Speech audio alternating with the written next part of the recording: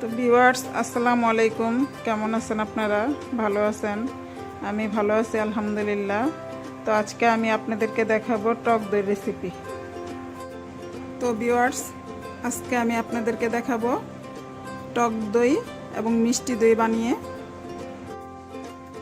তো আমার দই বানাতে যা লাগবে, দুধ আমি এখানে 12 কেজি গরুর দুধ নিয়েছি, অরিজিনাল গরুর দুধ, যেটা খামারের থেকে আনানো। 12 কেজি দুধ তৈরি করবো, কারণ সামনে রোজা আসতেছে। আমার রমজানে অনেক দই লাগে, লাচ্ছি বানাতে হয়, বিভিন্ন কাজে বা বাচ্চাদের লাগে, সবারই লাগে। তো 12 কেজি দুধ দিয়ে আমি এখন দই তৈরি করবো, মিষ্টি দই। তো আপনাদেরকে এখন দেখাবো প্রসেস। আর গরুর দুধ দিয়ে দই বানাইলে দইটা ভালো হয়।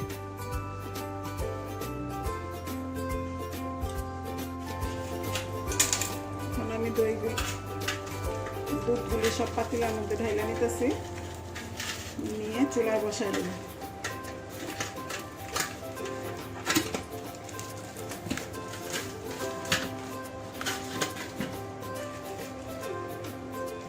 হয়ে গেছে আমার সবগুলি পাতিলার মধ্যে নেওয়া। এখন আমি চুলায় দিয়ে দিব পাতিলা। এখন আমি চুলার মধ্যে বসাই দিলাম দুধের পাতিলাটা। দুধটা জাল করে 12 লিটার দুধ 8 লিটার করব। 8 লিটার করে 4 লিটার শুকাই নেব। ভিউয়ার্স এই হলো আমার দুধ। আমি দুধ জাল করতেছি, 2 পাতিলা দিছি, 1 পাতিলা তো অনেক বেশি দুধ। 12 কেজি দুধ একটার মধ্যে হয় না, মানে বলক এসে পড়া যায়, তার জন্য 2টার মধ্যে দিয়েছি। আর এখন আরেকটু শুকাবো আমি, আরেকটু জাল করে কমানোর পরে তারপরে নামাই নিব। তো আমার রমজান মাসে দই বেশি লাগে, যার কারণে 12 কেজি নিচে এখানে আমি পরবর্তীতে আবার পরে বানাইতে হবে। আমার একবার হয় না, আমার 2-3 বার বানাইতে হয়। তো এই হচ্ছে দুধ জাল হচ্ছে, আর একটু হলে নামাই নিব। তো ভিউয়ার্স আমি এখন একটু ক্যারামেল করে নিব। এখানে 1 কাপ চিনি নিলাম।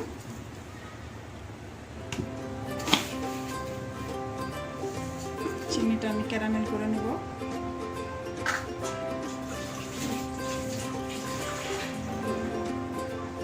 সামান্য একটু পানি দিয়ে দিলাম।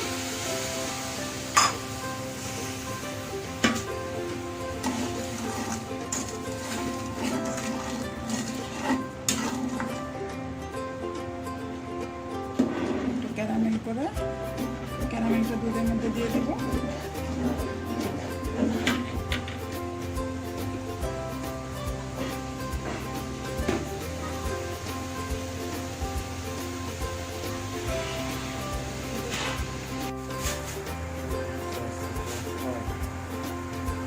আমি এখন দুধের মধ্যে চিনি দিয়ে দিব।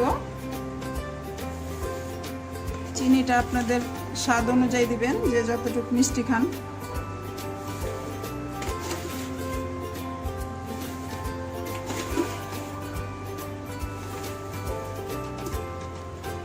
আমি 5 কাপ, মেজারমেন্ট কাপের 5 কাপ দিলাম। আপনারা আপনাদের স্বাদ অনুযায়ী দিবেন। তো চিনি দেওয়ার পরে আমি একটু ভালো করে 2-3টা বলক উঠায় নিব। আমার ক্যারামেলটা হচ্ছে।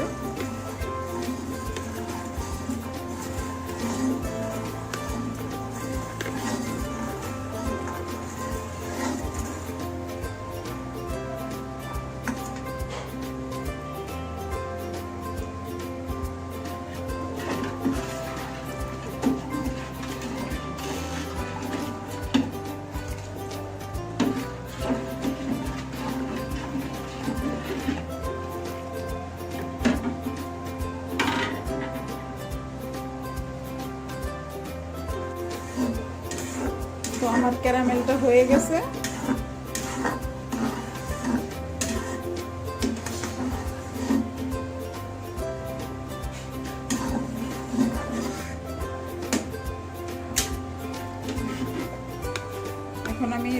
এখন আমি দুধ দিয়ে দিব।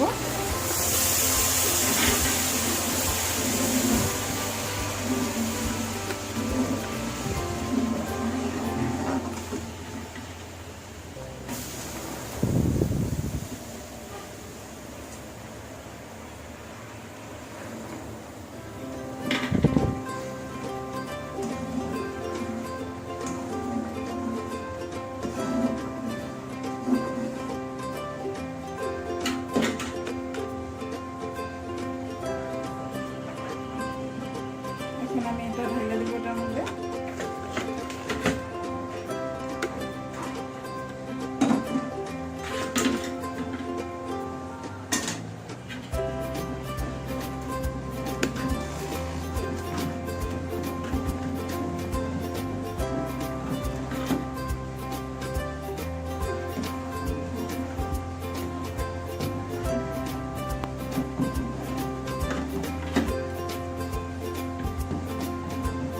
হয়ে গেছে আমার দুধ।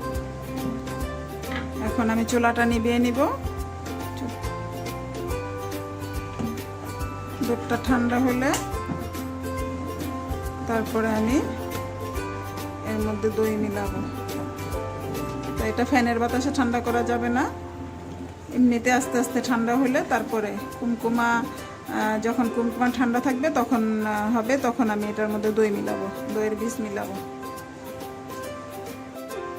তো ভিউয়ার্স, এটা আমি মিষ্টি দই বানাবো।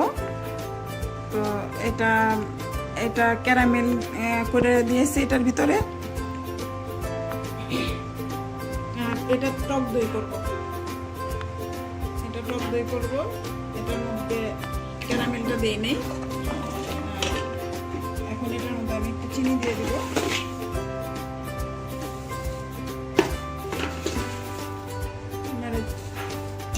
এখানে আমি 2 কাপ চিনি দিলাম।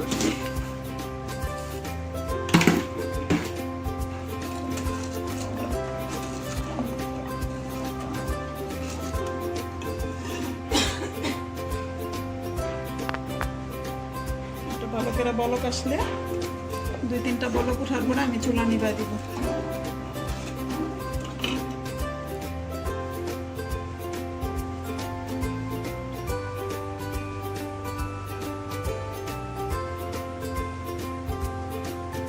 তো আপনারা রমজানের আগে যদি দই বানায় রাখেন, রমজানে আর আপনাদের ঝামেলা করতে হয় না। বানায় ডিপে রেখে দিলে যে কোনো সময় দরকার হলে ব্যবহার করা যায়। কারণ বাহিরের দই তেমন একটা স্বাস্থ্যসম্মত না, বাসার বানানো দই অনেক ভালো।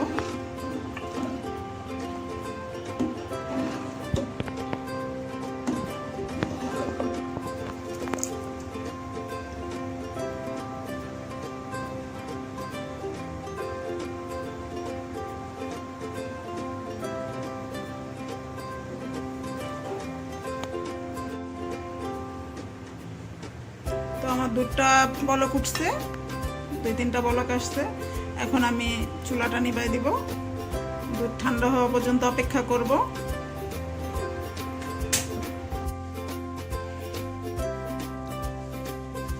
তো ভিউয়ার্স, এখন আমি টক দইটা বানাবো। টক দইয়ের জন্য আমি টক দইয়ের বীজ নিছি।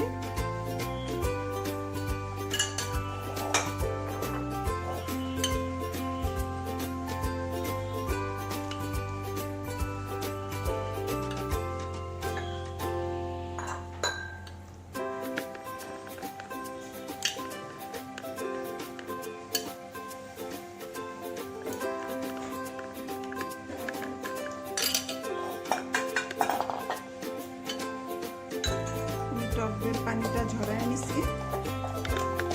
এখানে 2 কাপ টক দিয়ে নিছি।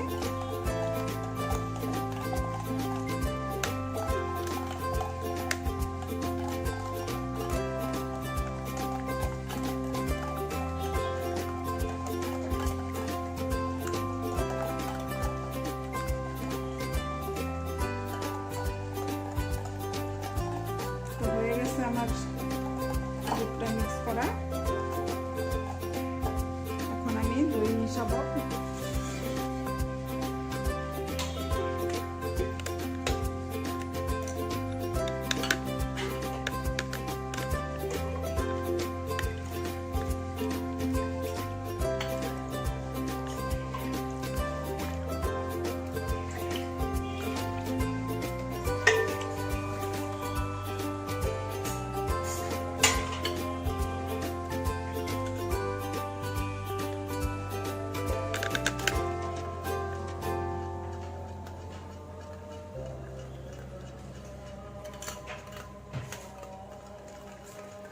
এখন আমি দুধের মধ্যে দিয়ে দিব টক দইটা।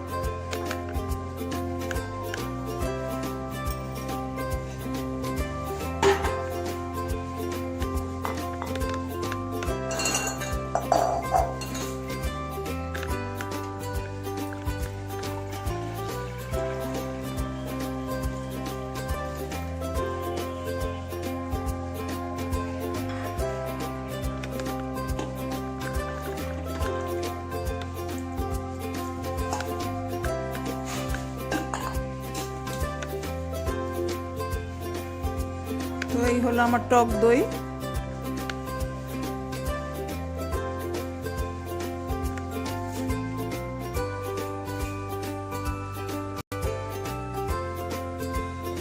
আমি ঢাকনা লাগাই দিতেছি।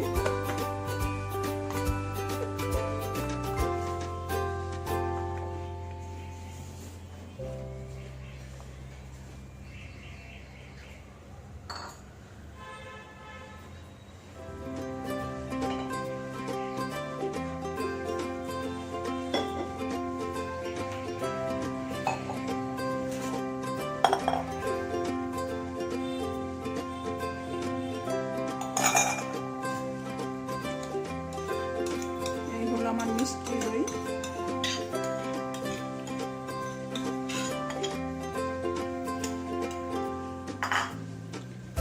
মিষ্টি দইয়ের বীজ নিয়ে নিছি।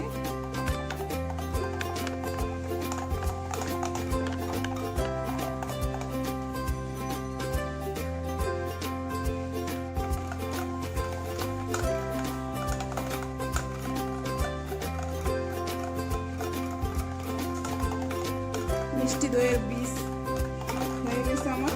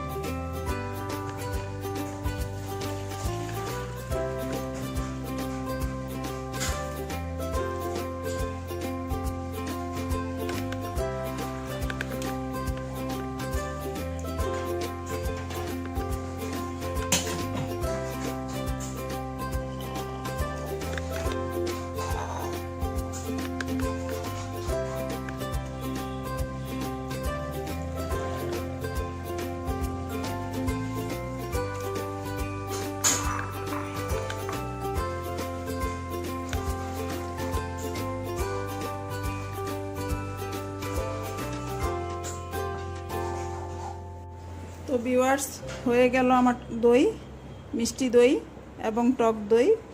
এখন এটা আমি কিভাবে ওভেনে দিব আর কিভাবে গরম ভাপে দিব সেটা দেখিয়ে দেব। তো ওভেনে 2 ঘন্টার জন্য দিয়ে দিলাম, লো হিটে। 2 ঘন্টা পরে ওভেন থেকে বের করে নিব। তো 2 ঘন্টা লো হিটে দিয়ে দিলাম। চুলার মধ্যে একটা পাতিলা বসালাম, তাওয়া দিয়ে তাওয়ার উপরে একটা পাতিলা বসালাম। তারপরে এখন দই পাতিলাটা দিয়ে দিব।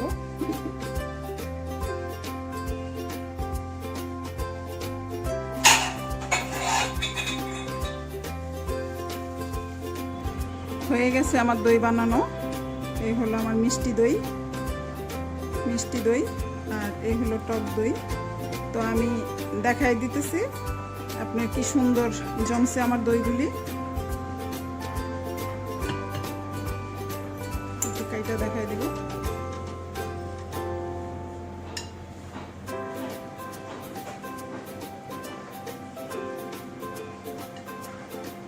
এই হলো আমার মিষ্টি দই।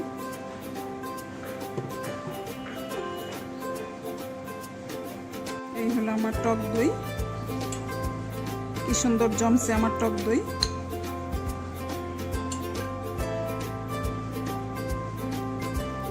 তো আপনারা এইভাবে বানাবেন আর কমেন্টস করবেন কেমন হয়েছে আমার দই।